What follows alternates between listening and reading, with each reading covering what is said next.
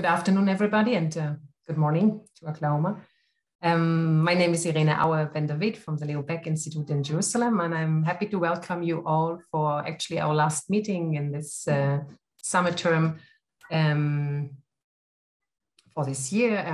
We will continue probably in autumn with a new program, and you will get informed about what we are planning. I'm very delighted today in this last meeting to welcome with us Professor Mary Larson.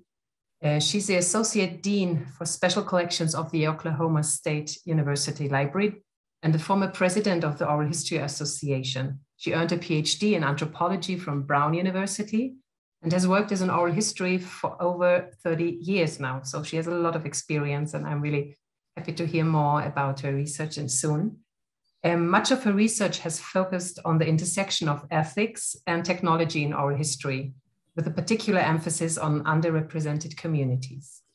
In 2014, she co-edited a book called Oral History in Digital Humanities, Voices, Access, and Engagement. And this was an extension of her interest in the juncture between oral history and technology. Today, she will speak on the topic, You Can't Just Press Record, Ethics and the Oral History Life Cycle. Dear Mary, the floor is yours. Thank you. Let me just get my screen shared here. Thank you so very much for that introduction. I very much appreciate the opportunity to be here today. So, give me just a second here.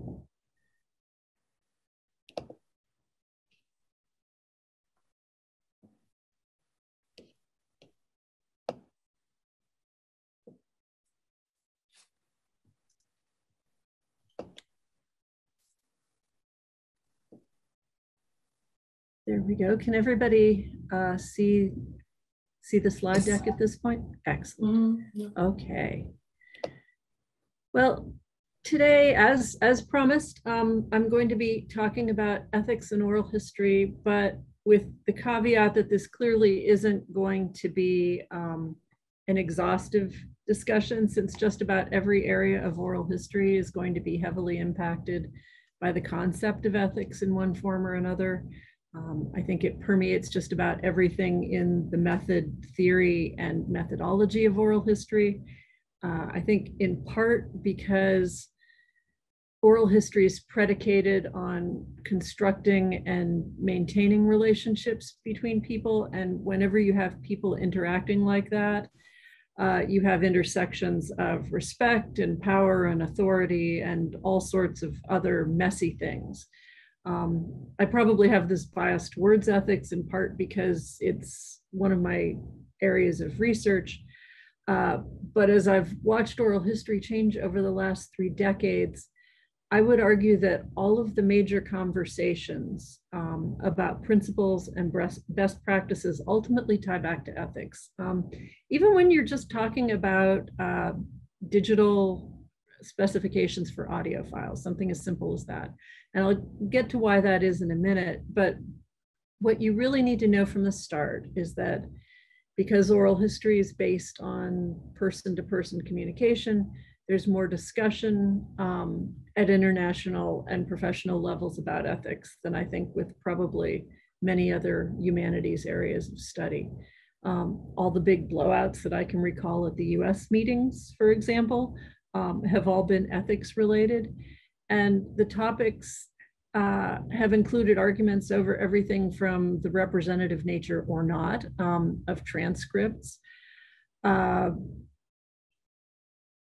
Let's see, audio versus video, the number of signatures that should be on a release form, the hint, at least 2, and legal and ethical implications of new technologies. And that's come up a lot in the last 20 years especially, but all of this harkens back to ethics. And in oral history classes or workshops that I've taught in the past, one of the things people ask most frequently is, how's oral history different from other ways of gathering information by interview?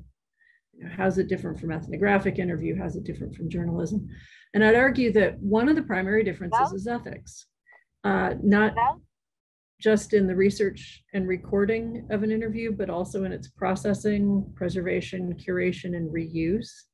That's not to say that related fields don't have their own codes of ethics, but the goals for oral history just tend to be longer term.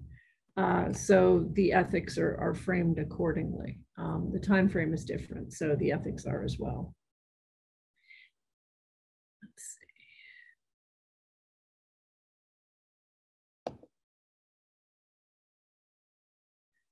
Okay, there are a lot of ways to approach a conversation like this. So I thought I'd do this in a way that might be a little easier to remember, and frame this discussion as a brief walkthrough of the stages of the oral history process, just to give you an idea of how it all fits together and why you have to be looking at ethical issues from the very beginning of a project. The caveat here is that this is structured on how we do our projects at Oklahoma State University. And I recognize that the details and conventions are going to change from institution to institution, but the general stages of the process, I think, should still hold true. And in any event, whatever your workflow is, I think everyone on this call probably knows that doing an oral history entails more than just pressing record. So I'm going to talk about what some of those considerations might be. So the pre-interview, this is the earliest stage of planning. You know, when you're figuring out the scope of your project, how you're going to be engaging with relevant communities, how you'll decide whom you want to interview, what your focus and end products will be, where you'll be archiving material, what sort of resources you have or need to acquire, all of this. And here are some points I think you'll probably want to consider. I really think your initial point of planning needs to be how you're going to engage with communities, since I feel like this is where everyone should be starting. You want to make sure when you're planning a project that your work is going to be non-extractive, collaborative, and community driven, and that's going to involve a lot of conversations. It will take additional time. It might seem inconvenient to some people. It might change your goals for a project, and it will certainly mean that you aren't always in control of everything, which means adjusting schedules accordingly at the start. But to be collaborative, you can't just go in with your own agenda and start working someplace. If you want to legitimately engage with the community, I think it's important that you're building what they want into your project goals from the very beginning, so that you don't have to change course midstream. First, of course, you have to identify the communities you're working with, or the communities involved. And if you're dealing with an individual and not a community, you know, of course, all of these things can map out on a small scale for work with individuals. But in some cases, identifying your community is going to be relatively straightforward. So if I'm doing interviews with alumni of the Chilocco Indian Boarding School who are living in Oklahoma, or if I'm working with Italian Americans living in Reno, I'll work with that particular group of people, and I'm going to locate ways to contact groups that can help support dialogue with the community as a whole. That might be local historically oriented groups. It could be churches. For example, we worked with a lot of Catholic parishes for the Italian Americans in Reno. It might be particular towns, neighborhoods, or social groups like the Chilocco National Alumni Association. In other instances, it might not be as straightforward. Right now, for example, we're doing a series of interviews on the impact of COVID-19. And in those cases, you're going to have multiple stakeholder communities. So you may need to have a different approach to building rapport. Rather than identifying one community and a couple of inroads into it, you're going to want to find individuals that represent the full range of constituencies and form an advisory board to make sure that all corners are getting heard. Now, I was really fortunate to be able to work with Bill Schneider at the University of Alaska Fairbanks at the beginning of my career in the 1990s. Bill was one of the earliest oral historians to write a lot about the topic of community engagement and how best to do that. And if you want to read more about that, I'd recommend his book, So They Understand Cultural Issues in Oral History. Bill has spent most of his career collaborating with Alaska Native groups, whether Native corporations, local cultural centers, regional heritage associations. And he really understands the impact of authentic community engaged projects. When we worked on oral history documentation, we had always been invited into a location. So we weren't just showing up in a village with a plan to interview people, extract all the information and leave. Our usual procedure was that once we'd received an invitation to work on a project, we'd go into town and hold a series of public meetings. And to be clear, in small population centers in Alaska, everybody knew when you hit town. Usually we'd be flying in small planes, 5 or 6 seaters, and most of town knew who had just flown in, who was on the plane, or if we'd gone in by boat, or in very rare cases, if we were able to go in by road. Places are small enough, we didn't exactly have to announce our presence. But our first job when we got there was always to listen. And that wouldn't be just on our initial trip. It would be for our second, our third, and however many we'd make to a town before we'd actually start work. Our first stop was usually the senior center. And it's always important to know not to arrive during lunch, bingo, or everybody's favorite soap operas. All of these visits were arranged in advance to the extent that they could be. So we kind of had an idea when not to show up. But from there, we'd have appointments with, say, the tribal council or the governing board, as well as whatever entities were supporting the work, if it was the Inupiat History, Language, and Culture Commission or something like that. Might be the language department of the school district, the Heritage Foundation, somebody else. We'd meet as many people as we could, listen to what they wanted to get out of a project, and then we got the requisite permissions to be doing research in the community. And I realize protocols are going to differ by culture and location. They've been radically different in the areas I've worked in, just in the States. But the point is that you need to go in respectfully and intentionally, however that translates to your individual situation. And then you need to listen. Now, you might be wondering what difference it really makes to an end product to work with a community from the beginning. And the first project I worked on up at UAF was the Chippet, Pickpock, Mead Rivers project.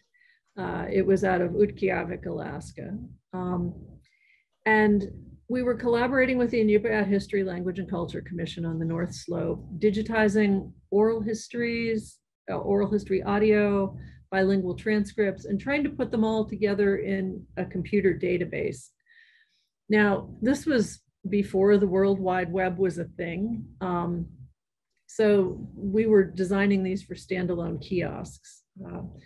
This was 30 years ago, so the technology was definitely different. Also, I just want to put this out there. So were graphic design standards. So please don't judge me by what you're going to see in the next few slides. I promise wallpaper backgrounds were fashionable back in the early 90s. But I look at these things now and cringe. So, interactively wise, they're still lovely, but the design standards were definitely lacking. Anyway, Bill Schneider's initial thought with these projects was to have the oral histories be word searchable or accessible by index terms. But after we talked with the community, it was clear that that didn't match up with what they were looking for. It wasn't really meaningful to them. And while they didn't object to index terms, what they really wanted was to have the oral histories accessible through maps. Move this down just a little bit because I realize there we go. They really wanted it to be accessible through the information to be accessible through maps. That is, you'd have a base map, which you can see over on the left. And from that, you could choose a region, and then you could click on a point on a more detailed map like the one on the right, and both hear the name pronounced in Inupiaq, while also pulling up all of the oral history segments that tie into that location. Along with this, the community also wanted photos of all the elders, and they wanted the option to have their images as a main entry point to the materials. So we also did that for this project as well. But the community had very different goals for how they wanted to access the interviews. And since we knew this from our conversations at the very beginning, we were able to build that into how the project developed, but it would have been a really tough thing to pull off if we just found this out at the end of a project. Anyway, the point of all this was that we didn't go into a community uninvited. We didn't go in with only an idea of what we wanted out of a project. We didn't proceed without requisite permissions. We followed protocols, and we didn't assume that we could just show up and be welcome. We put in the time to build rapport. We followed up on our promises and intentions. We stayed in touch throughout the project, requested feedback and input as we went along, and did that sort of thing. We focused on what the communities wanted and needed from the project. And that was sometimes very different from what we might normally be trying to document or how we would present something. But I was fortunate to be taught this collaborative approach from the very beginning in my oral history career. So I've been lucky to develop some good long-lived relationships with communities where we have a lot of trust built. I realize that I'm probably going on at way too much length about this, but I think if I could teach you just one thing about ethics in oral history, it would be that it all starts with having that proper respect for the individual or the community you're working with, sharing authority for the project with them, and keeping that partnership at the forefront, all along in your work. And everything else, I think, really follows from there if you've got that in the front of your mind. Now, I mentioned the concept of shared authority a minute ago, and you're probably familiar with that concept already, but in short, it's basically the idea that cultural institutions need to reach beyond their own walls and share credit for expertise with local communities. So allowing members a part in telling their own story. What's key about the concept of shared authority is that it was an important step for many oral historians in acknowledging differences in power between academics or researchers and what were up until then the subjects of scholarship. This really flipped the dynamic around and made communities being documented, valued participants, and acknowledged experts in the creation of their own narratives. So depending on what discipline oral historians came from, I think it's fair to say that this concept and the development of this as something primary was a little bit of a shock. By the 90s, I think it's fair to say that many folklorists and anthropologists probably had a handle on this, as did a number of public historians and cultural historians. But I think it was a much bigger stick of dynamite in the water, so to speak, for more traditional historians. And I feel like I'm talking about the Dark Ages at this point, but honestly, folks, it was only 30 years ago. I swear it wasn't that long ago. I guess I should also note at this point that I don't want anyone to think that I'm talking about the idea of community as something homogenous or monolithic. It really isn't. Even with communities, you're going to have a great deal of disagreement about how projects should unfold and what their goals should be, or about who should have access to particular recordings. And that's something that requires negotiation amongst participants. Now, I guess I should stop at this point to see, are there any questions that anyone has up to this point? Or should I continue on ahead and stay on track, and then just we can open it up at the end? Okay. A second point of ethics relative to the pre-interview part. A lot of this is going to be foregrounding. It's going to be tied to the pre-interview portion of the discussion. But another aspect of the ethics of oral history that's very different from a lot of other disciplines has to do with the archiving of material. When we do an interview, we're committing to the preservation of that interview for future researchers, as well as its discovery by and accessibility to the public, assuming there aren't restrictions, in which case the interviews will still probably be accessible to the public at a date somewhere down the road. But being entrusted with someone's story is a much more weighty thing than people might initially realize. And it comes with responsibilities to care for those stories, if not on your own, then through a repository. If you aren't doing interviews for an institution that's going to be archiving the oral histories themselves, your second step after figuring out your engagement with your community should be finding a repository for your interviews before your project starts. This is something that needs to be done really early on, since the release forms that you're going to use for your project will probably be based on the requirements of the institution with whom you'll be archiving them. I've worked at a number of university oral history programs over the years, and no matter where I've been, I've had people come up to me after a project is finished to ask if they can deposit their oral histories in our collections. And this is always a great conversation to have. We're always excited about that, but 9 times out of 10, people don't have the requisite release forms, or sometimes any release forms.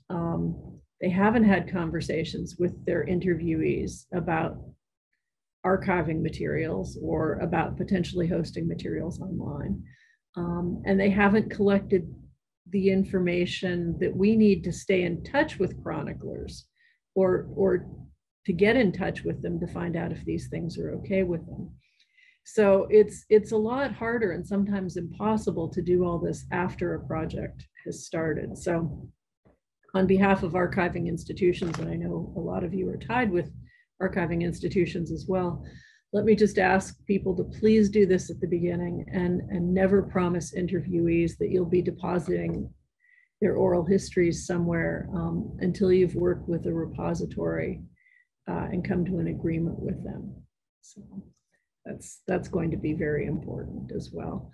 The decisions that you're going to make about digital formats, sampling rates, and the like, they also fall into this same category. You don't want to assume that you know how a repository will want, what a repository will want or be able to handle. This is especially true with digital audio, since it has a lot of maintenance requirements. Also know that part of the ethical responsibility for conducting an oral history interview involves recording it at as high a technical level as is feasible for you. But that also means what is feasible for the repository that will be handling it in the future. So it's another reason to have those conversations early. Now, about consent and release forms generally, I'm not entirely certain what the norm is for these in Israel, but in the States, the forms usually both tie into each other. In some places, they're the same document, so you'll just have one form. What you need to know from an ethics point of view, though, as far as I'm concerned at least, is that these are essentially the written versions of the relationship contracts that you make with your chroniclers. They provide legal guidelines, but they're also physical reminders of the promises we make to our interviewees in our discussions with them before their interviews, as we outline our project goals, our processes, any concerns about things like privacy, confidentiality, or restrictions. The pre-interview conversations need to be very transparent. You need to put chroniclers at ease, inform them about goals and end products of the work, and give them a chance to ask any questions they might have. This is where you also want to discuss how you plan on using the interviews or making them available. For example, are there plans for them to be excerpted in a book, put fully online, used in a podcast, highlighted in an exhibit? If interviews request restrictions, what will they be? How long will they last? And are they something that the program or repository can commit to? And this gets into a tricky bit here. Something else that needs to be raised with chroniclers.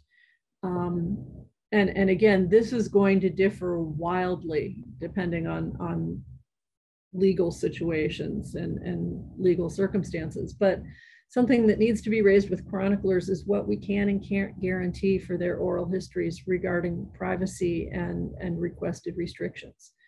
While many of us would pretty much chain ourselves to the archive's doors to keep confidential interviews from being released before their intended dates, there are legal limits on what we can actually do. And this came up on an international level, perhaps most glaringly in the Boston College case. For those of you who might not have heard about it or who would like a refresher, basically the project focused around interviews done in Northern Ireland with both Loyalist and IRA participants. And they chronicled a number of important events during the Troubles. Because it was on neutral ground outside the country, the project leaders decided to deposit the interviews with the Boston College archives, and the interviews were placed there under a variety of restrictions. I believe in most cases, they weren't to be released until after the deaths of the various chroniclers. While the story is considerably longer than this, the short version is that the existence of the interviews became public, along with the names of some of the interviewees. And there was then a court case that involved a subpoena to recover some of the tapes for a criminal trial in the UK, with the end result being that some recordings were ultimately made available to the court due to a mutual legal assistance treaty between the US and the UK. The interviewees had been promised protections that the repository couldn't legally uphold. And while all of this is a really gross oversimplification and abbreviation of the case, the point that everyone really needs to take away is that we try to protect chroniclers and interviewers from harm to the extent possible, but we really need to be honest with them about what we can actually do. While we can conduct interviews on sensitive subjects, we need to be very upfront with chroniclers from the beginning regarding what kind of protections we can realistically and legally provide for their oral histories.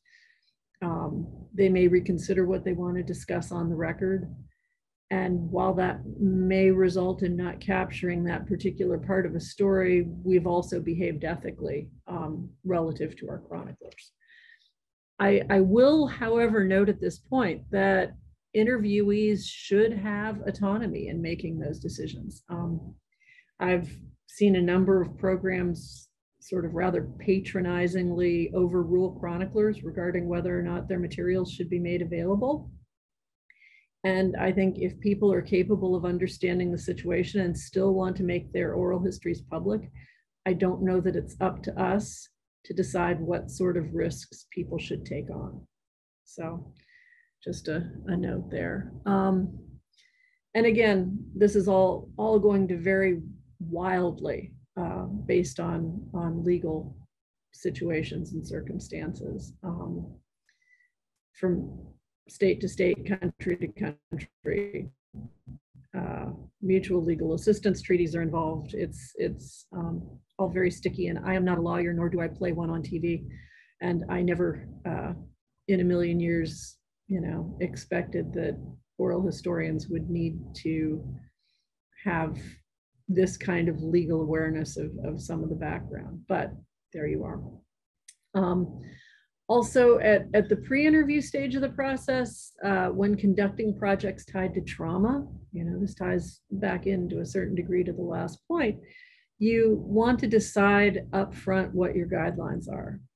There are different schools of thought on when it's appropriate to interview trauma survivors, how soon is too soon, and that sort of thing. And it's something that is particularly difficult, both for survivors and for interviewers. You need to be especially sensitive to how people are responding when you're interviewing them. And you are always going to want to have a list available of resources, counseling and otherwise, for people. Some important readings on this are Jennifer Abrams Kramer's article, First Do No Harm. Stephen Sloan and Mark Cave have the book Listening on the Edge, Oral History in the Aftermath of Crisis. Also, almost anything that Aaron Jesse has written will be important on this topic. And then the final point I'm going to touch on in the pre-interview stage is research.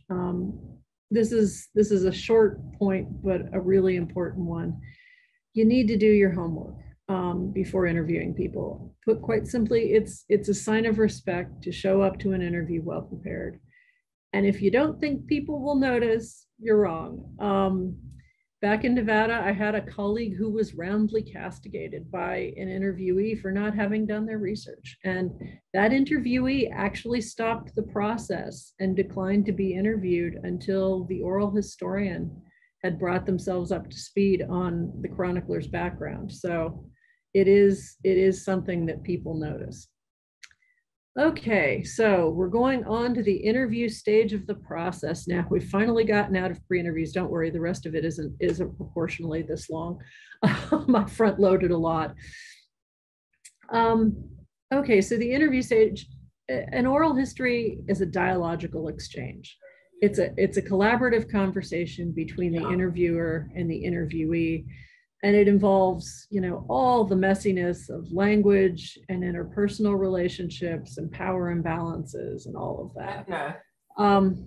Overall, I think you need to pay attention to the power dynamics in an interview and be aware of some of the underlying implications of the details.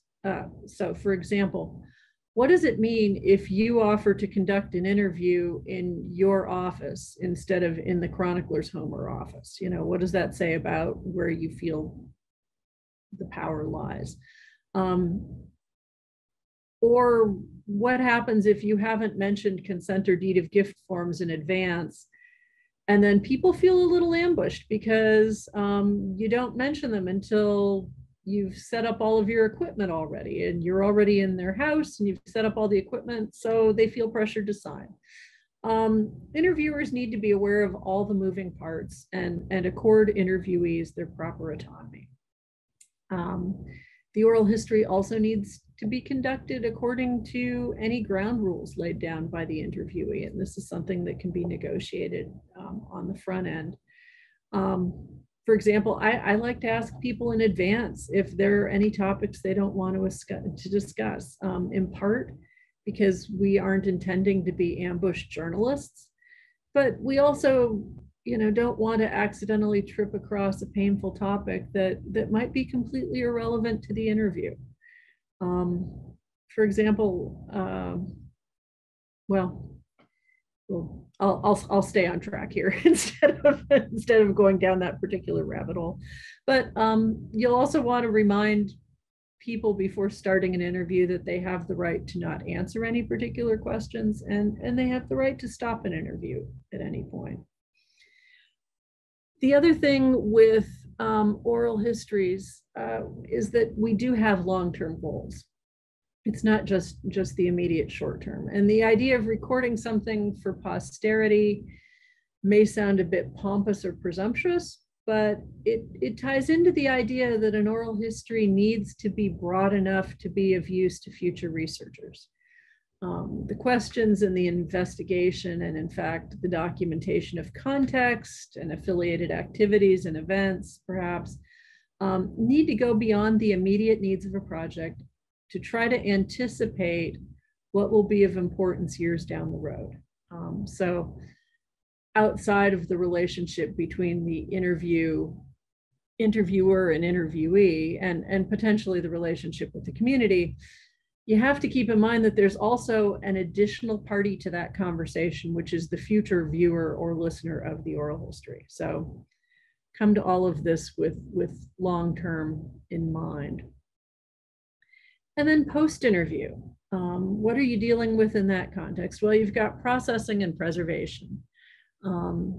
It's our ethical responsibility once we've conducted interviews to get them processed and preserved. and to make them available to the public in keeping, of course, with all of our agreements with chroniclers. But that means that first, we have to have taken all of that into consideration beforehand. And second, we have to have the resources to do all of that processing and preservation, whether we're talking about transcription, index tagging, preserving interviews long-term, on appropriate server setups, any of that. You know, it all takes work. It takes maintenance of files over time. It takes an infrastructure. So you have to be aware of things like format obsolescence, bit rot, versioning control. All of that is not an insignificant commitment. We've averaged out our process at OSU, where we do, for our process, we do transcription, audit checking, editing, chronicler review, and then we place it in an online repository and run it through a software preservation system.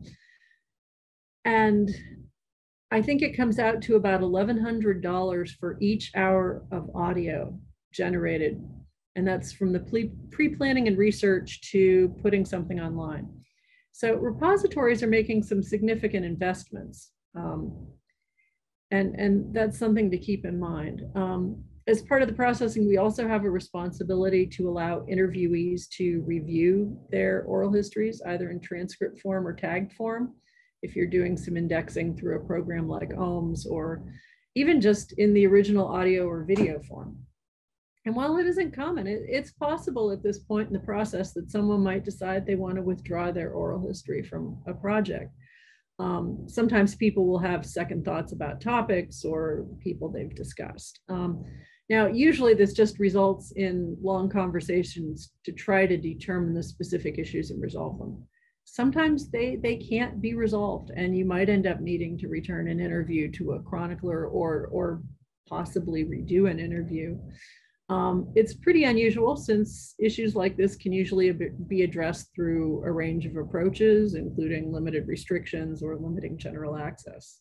For example, making an interview available in an archives reading room, but not online. If you have something like this come up, though, and there's a need to negotiate points of access, don't forget to involve the head of the repository in the conversation, since some of these accommodations will have to be committed to by the archives and not just by you.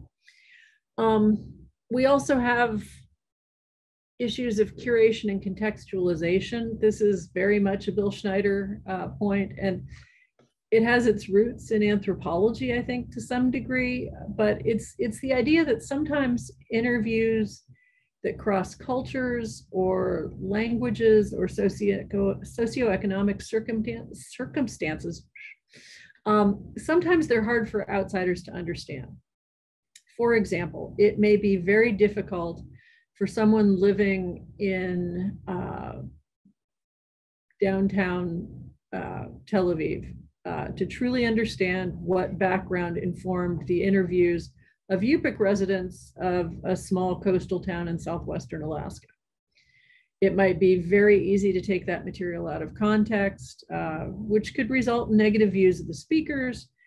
And in that regard, it's our responsibility as curators to work to build the necessary context into our finding aids, our transcript notes, or online presentations, so that people have a better chance of hearing those interviews properly situated. This is really only something that can be done collaboratively, either with communities or individuals. And it can be done in really creative ways. In Alaska, that involved adding maps, as you saw before, to show distances and landmarks. But also, we created some really extensive slideshows with commentary to reflect what communities looked like, what was important to them, what their daily lives were like. And the photo that you're seeing on the screen here was part of a narrated tour of George Wilson Sr.'s backyard, including all of the wrecked snow machines, broken sleds, and other material he kept on hand, because living in a small village where you have to fly out for everything, it's hard to get parts. And someday, you know, he may need those things. So he keeps all of this stuff in his backyard. And that's something you might not think about. Anyway, as we discussed earlier, part of an ethical approach to oral history involves limiting harm to chroniclers and interviewers, and that includes through misinterpretation. But this isn't just about the negatives. It's also about the positive ability to build greater understanding between very different cultural viewpoints. And that's something that I think is very much at the core of oral history practice. This also goes back to our earlier discussion about working with communities to deliver end products that meet their needs and not just those of researchers. So how these projects are curated should very much be a collaborative process. And finally, the idea of discoverability, it's about how easily you can find something, in this case, an oral history, but it's not solely a discussion about whether or not someone applied the proper subject heading so that an interview shows up in the library's catalog. It's actually more about power dynamics than anything. And the real question is ultimately, who gets to say what an oral history is about and whose terminology do they use to say it? Who gets to decide all of that? Again, this is where community collaboration is really important. In the US, Library of Congress subject headings are frequently used to describe interviews and collections for libraries, but they can be problematic. And I'd say that anything that's created by one culture and shoehorned onto another culture can be problematic. Many people have traditionally seen Library of Congress subject headings as pretty neutral, but the problem is they aren't really. Back in the 90s, if I remember correctly, there were the following allowable subject headings for academic faculty members. You had professors, professors-women, professors-African-American, professors-Asian American, and so on. So what do you notice about that? There's certainly a patriarchal bias. There's certainly a white bias. The unmarked assumed default in all of that is white male, because there was no category for professors-men, but there was one for professors-women. There was no category for professors-white, but there was one for professors-African-American, professors-Asian American.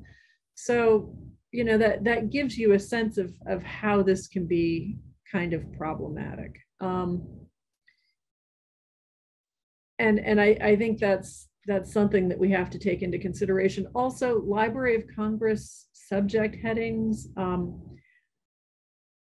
are a little inscrutable and impenetrable to the average non-librarian. And if we're actually trying to make things findable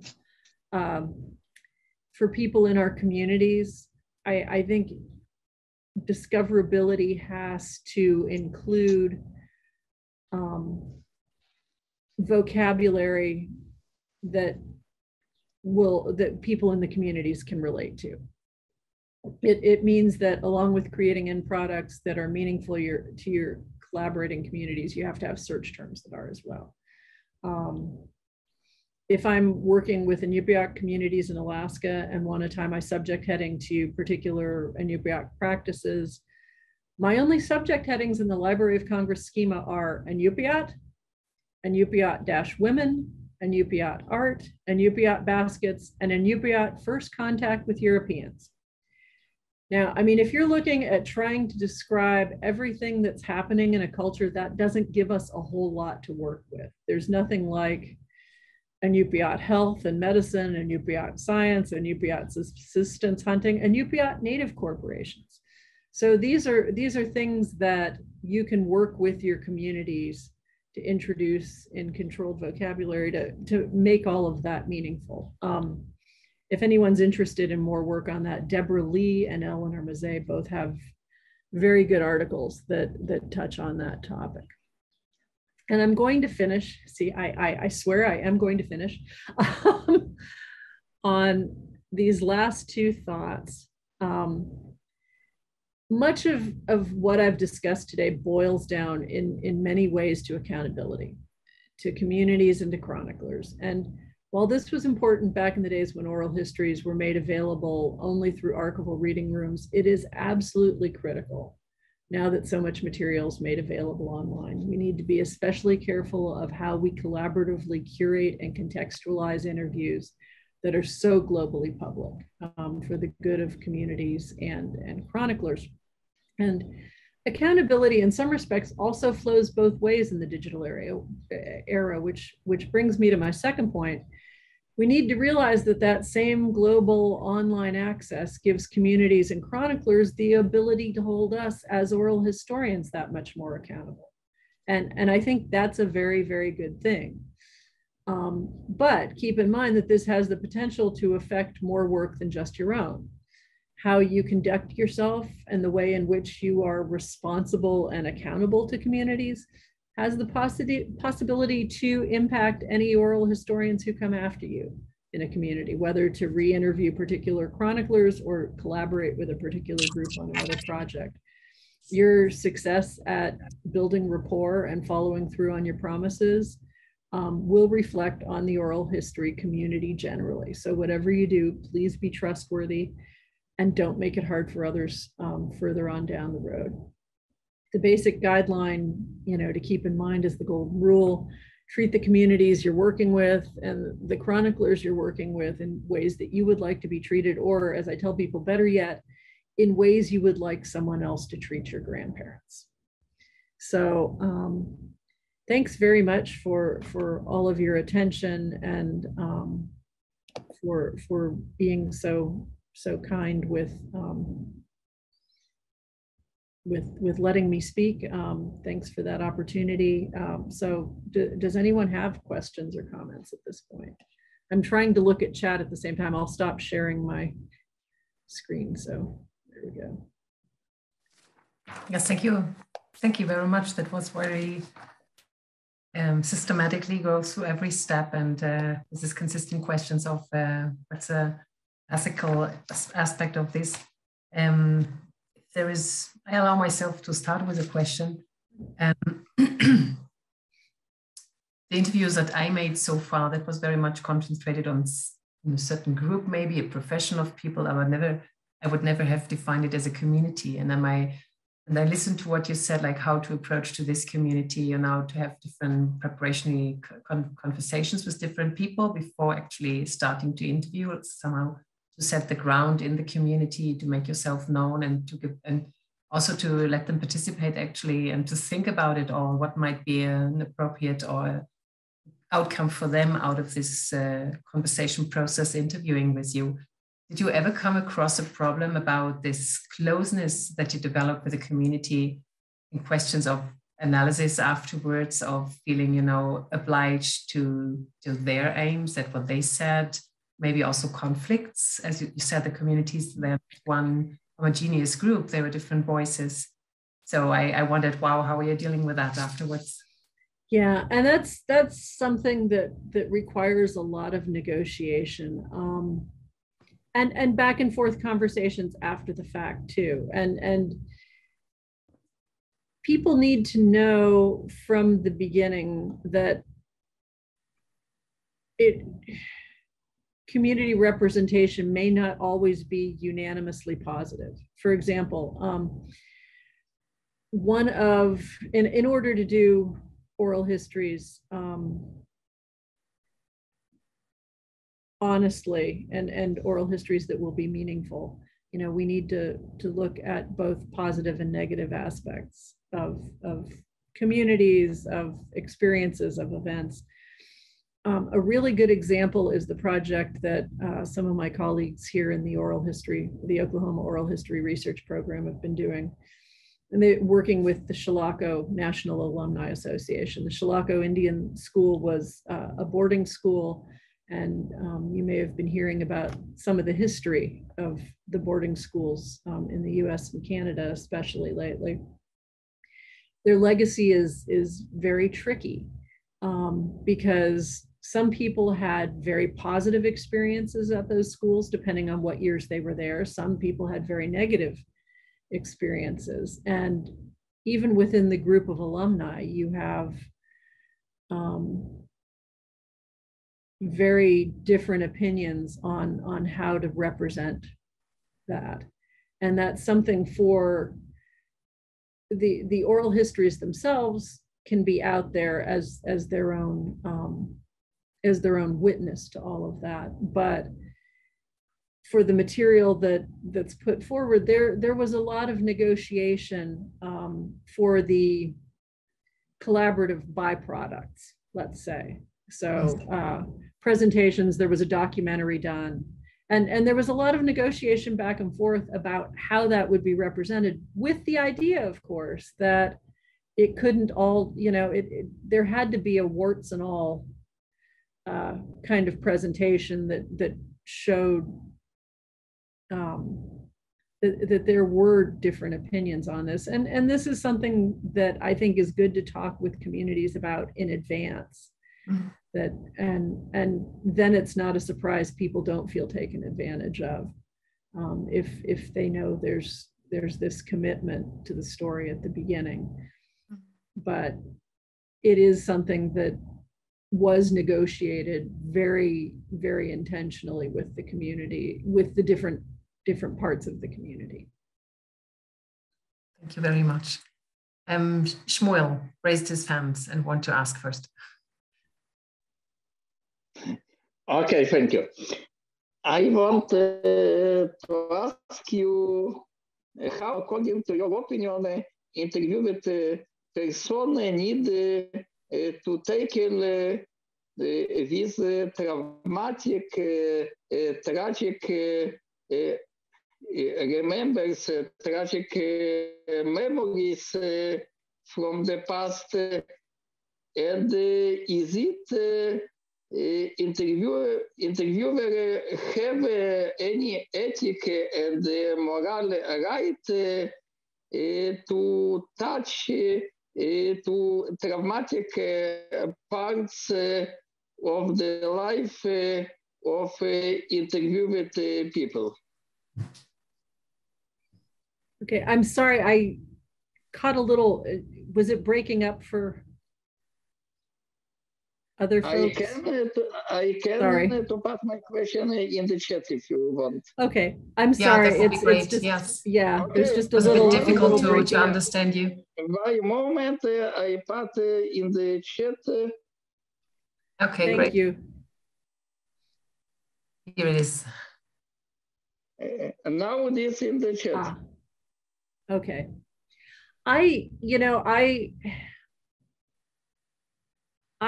think we don't necessarily have a right to people's trauma. I'm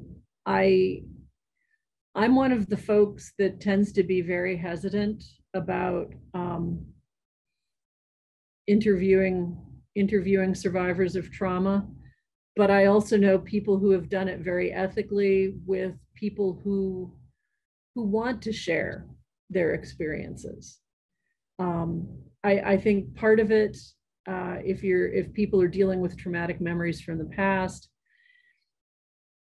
I think that it's particularly important in those cases for interviewers to be invited into the community rather than going in.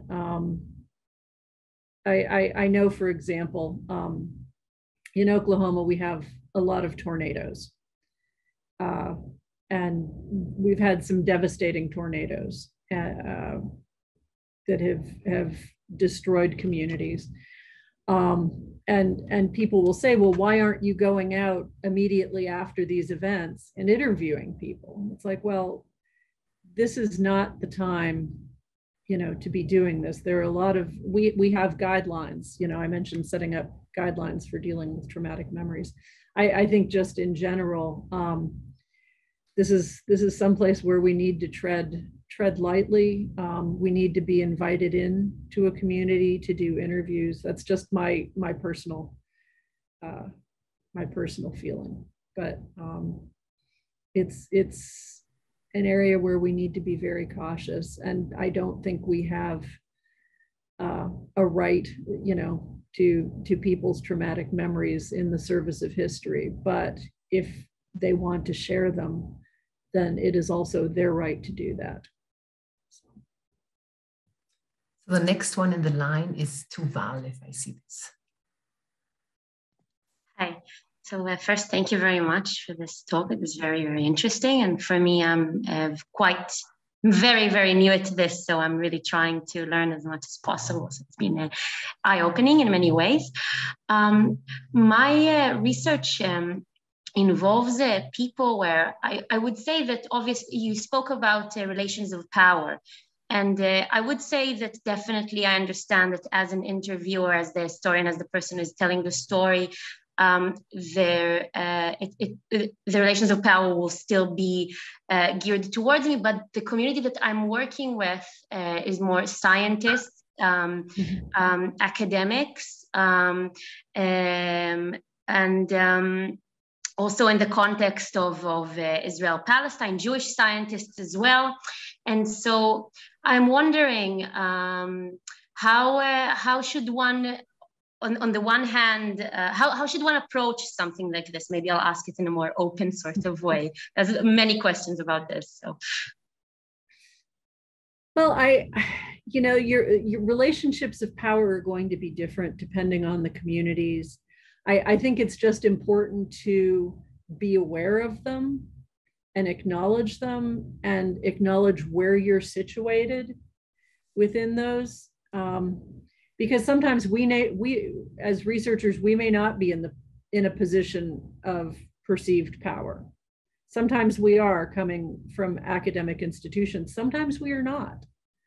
But I think it's just important with all of these things to be aware of our positioning, what our privileges are, what they may not be, what other people's privileges are, and to just be aware of those moving parts, basically, as you're planning a project and dealing with communities or individuals.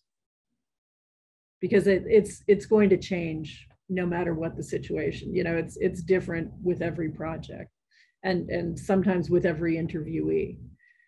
But I think just being aware of those interfaces and the intersectionality of it all. I hope that helps. Sharon Rappaport, please.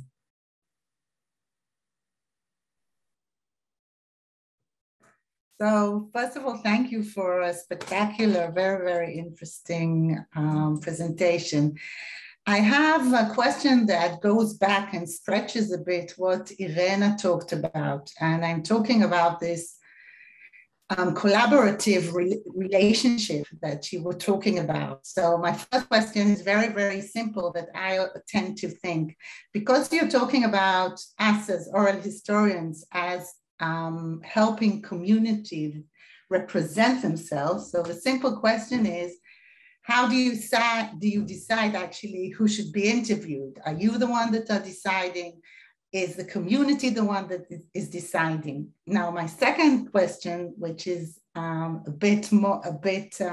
it's also about the collaborative nature, is, and I'm just asking a question.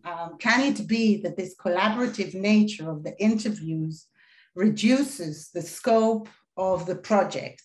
And when you are working with the community, actually you're working with the generation, and the future generations will be the people that will access.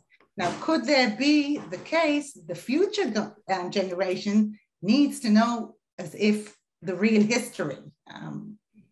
That's my question, these two questions.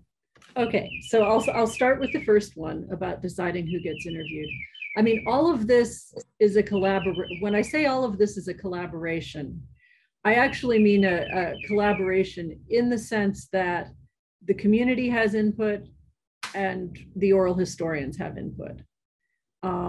It's something that can be negotiated. So I think deciding who gets interviewed, we take suggestions from the community, but we've had cases where everybody that, for example, we've been doing a series of interviews with a conservation group here in Oklahoma. And they've suggested people to be interviewed based on, who the longtime members, well, and all of them are older white men. And we keep telling them, it's like, okay, we need to broaden this out a little bit. We need to find out what the experience in this organization is of a whole range of people, not just the folks who have been here the longest. So there is that. When I say collaboration, I really do mean on things like this. There's a lot of back and forth. With deciding who gets interviewed generally, when I worked with Bill in Fairbanks, he taught us how to make these basically spreadsheets, looking at what you need to chronicle or what time periods you need to chronicle down one side, and which groups of stakeholders need to be represented. And you pull together your list of who will be interviewed so that you can fill in as many of those spots on the spreadsheet as possible, if that makes sense. It might be one person who can, there might be multiple people in all of these slots, but you're trying to get full coverage so that you have your whole range of stakeholders talking about your whole range of topics to the extent possible. So that's something that you can work with people in the community. They may not be suggesting those people, but you can work with people in the community to identify the people that you need to fill those slots too, if that helps. Now, whether or not collaboration can reduce the scope of a project. Again, I think that's something that oral historians negotiate all the time, because we are trying to look forward, trying to see what future uses may be. And I have worked in communities where there's definitely a tension between generations in terms of what people think needs to be documented, I guess. But after conversations with the community, we can usually explain why it's important for some of these things to be documented. And they're willing to point us to people who might be more willing to talk about that. At the same time, I'm not talking about things like cultural knowledge that is specifically limited to particular groups. For example, in a lot of the sovereign tribal nations in the US, sometimes there might be specific ceremonial knowledge that's limited to particular clans. In those cases, if we're documenting that, we also have to have something like the Mukatu system where you can restrict access accordingly, because we're trying to work with the community to document things, but we also are trying to respect their boundaries on things that might be specialized traditional knowledge too. So it's a tricky balance, but usually I've found that in having conversations with communities about why we think certain things are important, we can get the broad scope that we're looking for. It just, they haven't necessarily thought of it that way before. And if you can talk to them about why it's important, they usually can see that and will help you broaden the scope of your project.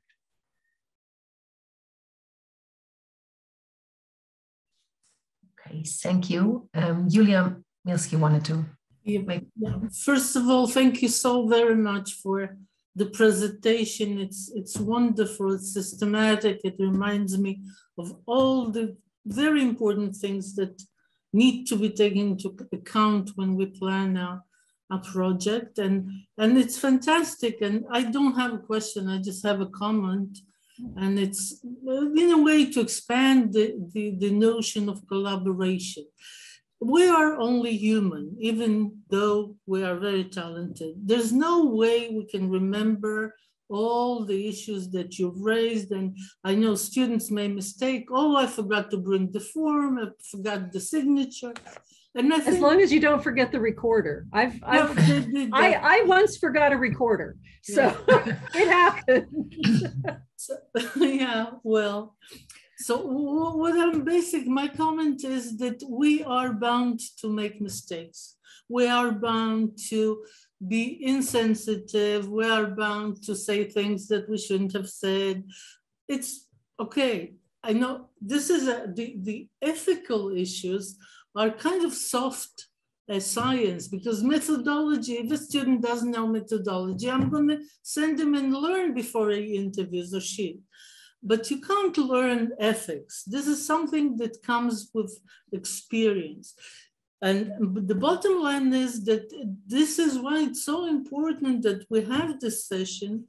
And I'm happy because if I remember correctly, we haven't yet addressed ethical issues. We addressed contents and we addressed all different projects, but this is so extremely important because that's the issue of collaboration. It's very important to talk about it. Students to students and with the supervisees and researchers, because sometimes it's something we feel uncomfortable about. Oh my God, I'm a lousy person. I didn't listen enough, okay? So I'm very grateful to the fact that you've organized this presentation, and thank you very much for the presentation. And I'm gonna write it down, hope it's recorded. But it's not something we are able to achieve. It's something where I think we need to strive to. And I think you're completely correct with that. And I will say that many of the things that I have talked about in this talk, I have learned because I have made mistakes. I'm just trying to pass along what I've learned or what other people have taught me that they have learned, because yes, we will all fall on our faces at different points in time. And that's where having this rapport and this trust with communities will serve you well, because they know you're acting in their best interest. You know, they know you're acting from a good place, that you're not screwing up intentionally, that you're trying to do your best. Right. We're all out here trying to do our best, and if we mess it up, we apologize and we go forward, you know. But yeah, I mean, a lot of these things have been learned through trial and error. And it will always be that way, because the things that we remember are the thing, you know, for example, having accidentally left for an interview without my recorder, I have not done that since. That's learning. These are the, you know, this is how you learn things. You touch the stove, it is hot, you do not do that again. But sometimes we need to find out for ourselves. But I completely agree with you. We are human. That's why all of this is so very messy, and interesting. Things are interesting because they are messy. All of these interactions between people, you know, I hope on a good day that oral history can capture some of that dialogue and some of that conversation. So I think there is one last question of Ido Gilad. Yeah, thank you very much. From the methodological aspect, do we speak about history that means humanistic sciences, or rather the social sciences, as anthropology, as you have mentioned, but where do the two come cross?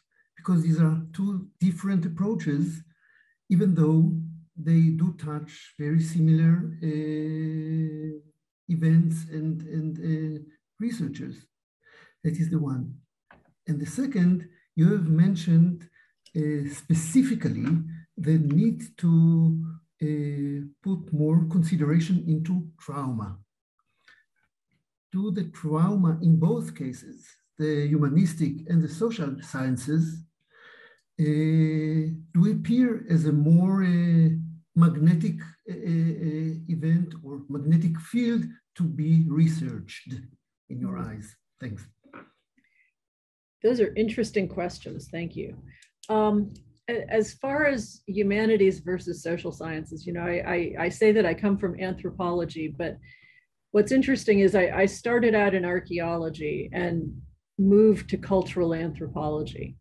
And based on the way I was academically brought up, archaeology was a social science and cultural anthropology tended more towards the humanist side of things, at least with the professors I worked with. So it very much, depends on I guess how you've been trained up in a particular area. But having said that, I think oral history is a methodology that lends itself, regardless of whether you're looking at things from an historical standpoint or a humanities lens or a social science lens. I think I've tended to look at it more from a humanities lens personally, a more humanistic outlook. But again, I think that's my academic upbringing.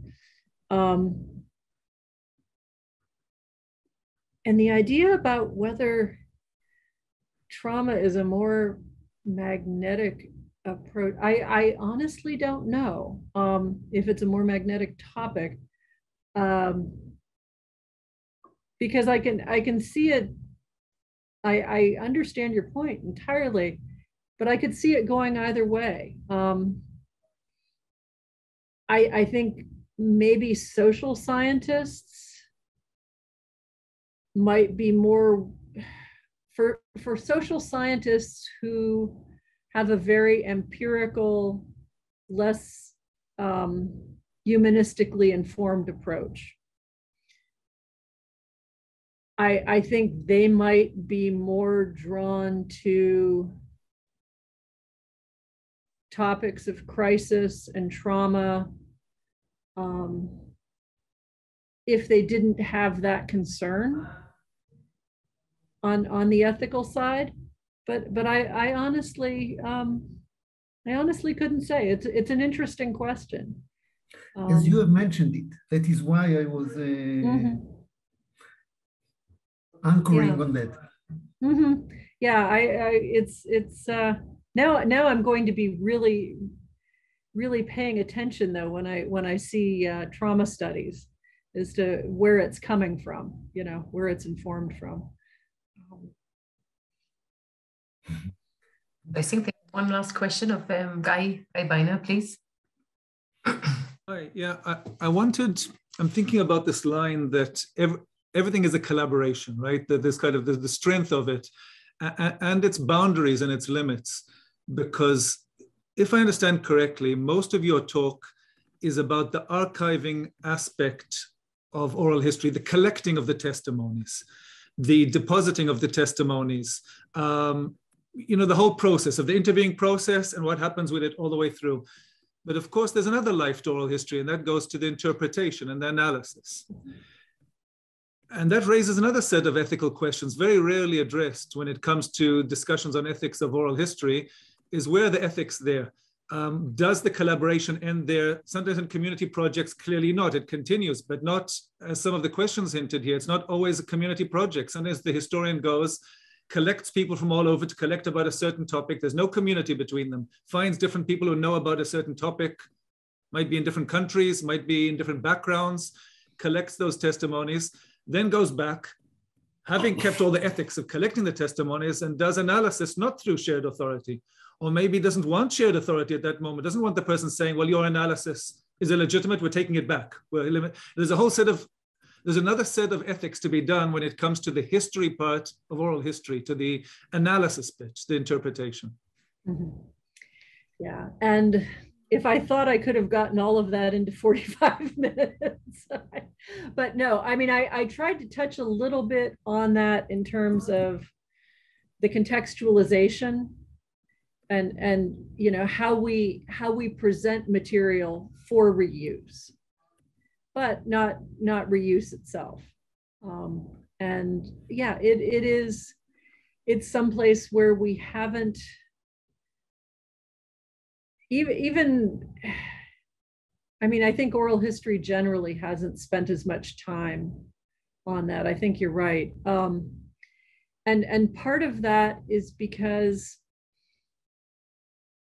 well, part of it, depending on where you are, some of that has been controlled by institutional review boards, which is a sticky wicket in and of itself. I don't know. I think you have institutional review boards called institutional review boards in Israel. Maybe not, at some of the universities at least.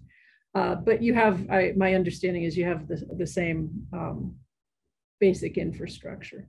So in the US at least, for a long time, there was an effort on the part of institutional review boards to control reuse of materials too, even if they were intended to go for archives. So I think that may have quashed a little bit of the conversation. But I think part of it has to do with the fact that a lot of oral historians are working within archives or working with archives to make this material available to other people. And I think as long as our communities know that, you know, I think the collaboration will be with the people who collected the material. And if we moving forward are, you know, working on byproducts of that, I think, yes, there may be that community collaboration continued, but there are going to be other researchers who come along who have no relationship to that community. And how they deal with that, definitely, you know, there are ethical questions with that. I think the best we can do from an archival standpoint is to try to contextualize everything so that when they're looking at it, there's less room for misinterpretation. There's less room for a community to be misunderstood, and that ties back to our earlier collaboration. But yeah, there are a lot of researchers who are going to have no tie to that particular community. So I think that's why it's incumbent on us to set up as much as we can with the foregrounding of all of this. But it's an ongoing conversation that we need to continue having, because it's something that gets talked about in history courses, for example, graduate history classes, a little bit, but not nearly enough. So that's room for our next conversation. Thank you very much for this great lecture, and all of you participating. Sharon, you don't want to say something? Okay. And before closing, I really want to use the time also to thank our cooperation partners on this project, the Israeli Oral History Association, and it's a pity that Margalit Jarano is not with us today. And also would like to thank the Oral History Archive at the Hebrew University, and especially Dr. Sharon Livnei, the outgoing director. And she was I'm happy that I can continue working with her very closely, but she had done a great job at the Oral History Archive over there. And warm welcomes to Ronnie Mikkel for taking over, and good luck. And I'm looking forward for a good cooperation. And I wish you all a very good summer, and see you in autumn.